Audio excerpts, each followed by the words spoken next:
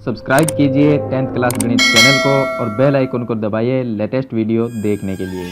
Hello friends, चलिए आज इस वीडियो में हम सीखेंगे कि समांतर श्रेणी का क्वेश्चन है जिसमें अंतिम पद से 20वां पद ज्ञात करना सीखेंगे। मैंने आपको समांतर श्रेणी का पद ज्ञात करना बताया है कि पद किस तरह से ज्ञात करते हैं। अगर कोई बीच का यानी कि 20वां पद हो या 15वां पद कोई भी पद हो तो वो किस तरह से ज्ञात करते हैं वो मैंने आपको पीछे वीडियो में बताया था। अगर वो वीडियो आपने नहीं देखी तो डिस्क्रिप्शन में एक लिंक मिलेगा आपको प्लेलिस्ट का, उसमें आपको समांतर श्रेणी की सभी वीडियो मिल जाएगी।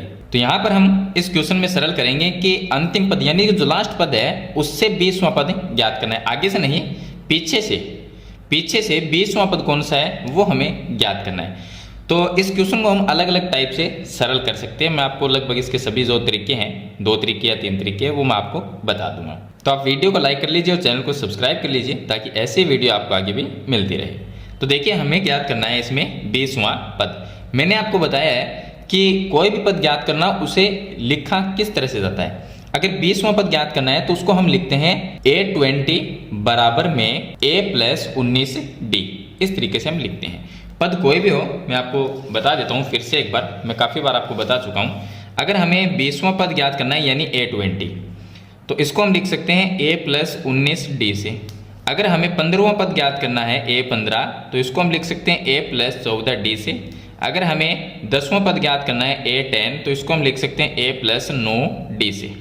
इस तरह से पद कोई भी हो, यहाँ पर 10 है तो यहाँ पर 9 आ जाएगा, यहाँ पर 50 है तो यहाँ पर 49 आएगा, बाकी सेम टू सेम ही रहेगा। तो इस तरह से हम पद को ज्ञात करते हैं। लेकिन 20वां पद ज्ञात करना है, इसके लिए हमें प्रथम पद और सार्वंतर यानी कोई भी पद ज्ञात करना है, उसके लिए आपको a का मान और d का मान होना जरूरी है। तो बिना a और d के आप ज्ञात नहीं कर सकते।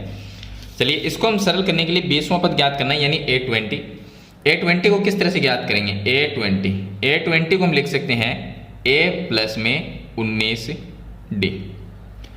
अब हमें ये जो समांतर श्रेणी दी गई है इसमें अंतिम पद से ज्ञात करना है।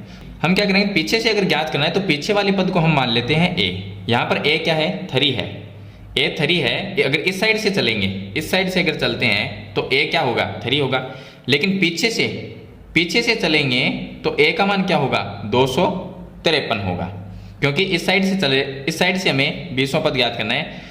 तो हम ये मानेंगे कि ये पहला पद है, उसके बाद में जो आएगा वो दूसरा है, उसके बाद में आएगा जो पद वो तीसरा पद है। तो इधर से चलेंगे तो प्रथम पद क्या हो गया, 253।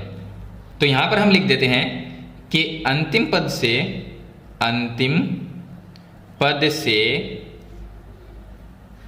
20वां पद ज्ञात करना है। इसलिए a का जो मान होगा वो क्या होगा, 253 हो जाएगा। d का मान कैसे निकालोगे, d का मान, अगर आपको d का मान निकालना है, देखिए इधर से हम चलेंगे तो ये a1 है, a2 a3 इस तरह से। तो a2 - a1 करेंगे तो यानी कि 8 - 3 5 आएगा प्लस में। 13 - 8 करेंगे तो भी प्लस में 5, यानी सार्वंतर वो कितना है, +5 है। लेकिन इस साइड से चलना है तो सार्वंतर माइनस में आएगा। तो यहाँ से इसको a1 मानते हैं यानी प्रथम पद है, उसके बाद में a2 आएगा तो सार्वंतर कितना आएगा, -5 होगा।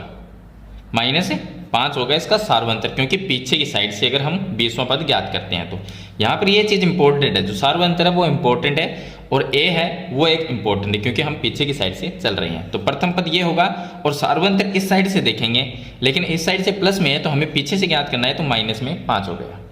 अब हमें a20 ज्ञात करना है। तो a20 बराबर में a का मान है 253 और प्लस में 19 गुणा में -5 सार्वंतर आ गया।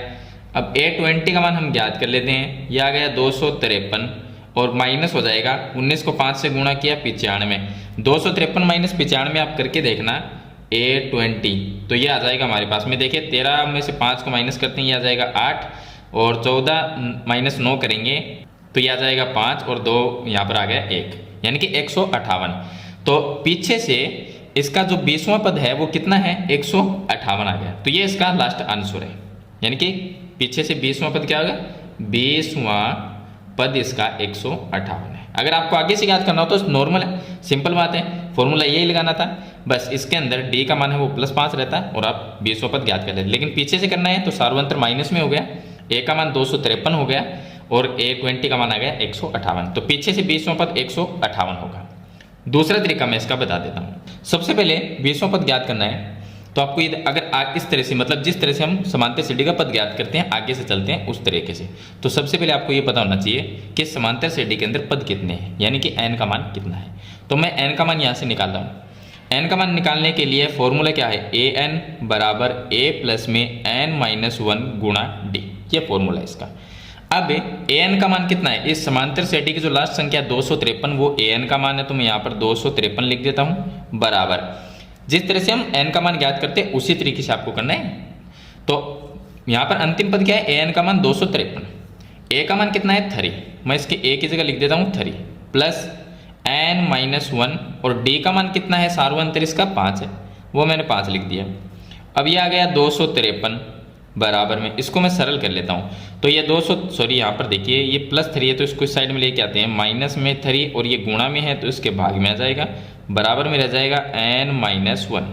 सरल कर लेते हैं, 253 माइनस 3 करेंगे 250 आ जाएंगे, ये आ गया 250 बट्टे में 5 बराबर में n-1। 250 में यानी 25 में 5 का भाग दिया 5 आया और 0 लगा देंगे तो ये आ गया n-1। -1 को इस साइड में लेके आएंगे तो 50 + 1 होगा, तो मैं इस तरह से लिख देता हूँ n बराबर में 50 + 1, तो n का मान कितना आया 51। इस समांतर श्रेणी के अंदर टोटल 51 पद है। टोटल कितने हैं, 51 पद है। हमें पीछे से 20वां पद ज्ञात करना है, तो आगे से कौन सा होगा ये ध्यान रखना है आपको। पीछे से अगर हमें ये पता है कि इसके अंदर टोटल कितने पद है 51 पद, लेकिन पीछे से 20वां पद कौन सा है तो हम काउंटिंग करनी पड़ेगी हमें कि पीछे से 20वां पद कौन सा है, आगे से कौन सा है ये भी हमें काउंटिंग करनी पड़ेगी। तो यहाँ पर अगर इसमें 51 पद है समांतर श्रेणी में, तो इसका पीछे से 20वां पद कौन सा होगा, उसके लिए हम क्या करेंगे, टोटल पद कितने हैं 51। अब ये देखिए मैं आपको एक छोटी सी ट्रिक बताता हूँ, A1 A2 A3 इस तरह से लास्ट में कौन सा है A51। इस समांतर श्रेणी में 51 पद है, हमें इसका 20वां पद ज्ञात करना है पीछे की तरफ से। तो 20वां तो ज्ञात करना है यानी A20, 20वां पद तो ज्ञात करना है, उसे माइनस मत करो। जो 51 पद है उसमें से 20वां पद हमें ज्ञात करना है, तो उसको माइनस नहीं करना। 51 पद में से आप 19 पद को माइनस करो। 19 पद को अगर माइनस करेंगे तो क्या आएगा, 51 पद है टोटल, उसमें से माइनस कर देंगे 19 पद। आप समझना इस चीज़ को कि टोटल पद इसके अंदर 51 है, इसका 20वां पद है वो कौन सा है वो हमें ज्ञात करना है। तो पीछे से हम ये देखते हैं कि इसका पीछे से 20वां पद, इस साइड से 20वां पद, तो आप क्या करो 19 पद को माइनस कर दो, जो पीछे के 19 है उनको माइनस कर दो, तो आगे कौन सा आएगा 20वां आएगा। 20वां तो हमें बताना है, इसको माइनस मत करो, इसको माइनस मत करो।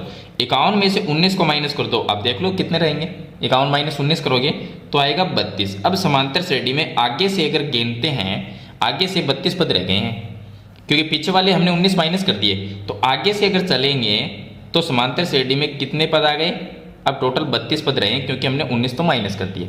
आगे से जाएंगे तो 32वां पद है वो इसका पीछे से 20वां पद होगा।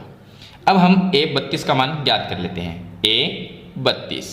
A32 को हम लिख सकते हैं A प्लस में 31D, ये लिख सकते हैं। अब A का मान कितना है, A का मान 3 प्लस में 31 गुणा D का मान समांतर श्रेणी में सार्वंतर 5 था, सरल कर लेंगे तो ये आ गया 3 प्लस 5 को 1 से गुणा किया 5 और 3 गुणा 5 15, 155 प्लस 3 कितने हुए 158। तो ये आ गया, आगे से 32वां पद होगा और पीछे से ये होगा 20वां पद, अंतिम पद से 20वां पद 158 होगा इसका। तो इस तरह से भी आप ज्ञात कर सकते। सबसे बेस्ट जो तरीका है वो ये है, सबसे बेस्ट तरीका ज्ञात करने का। आई होप ये क्वेश्चन आपको अच्छी तरह समझ में आ गया होगा। फिर भी इसके बारे में कोई सवाल या सुझाव है तो मुझे कमेंट बॉक्स में जरूर लिखें। आज की वीडियो में इतना ही, मिलते हैं एक नई वीडियो के साथ, तब तक के लिए थैंक यू।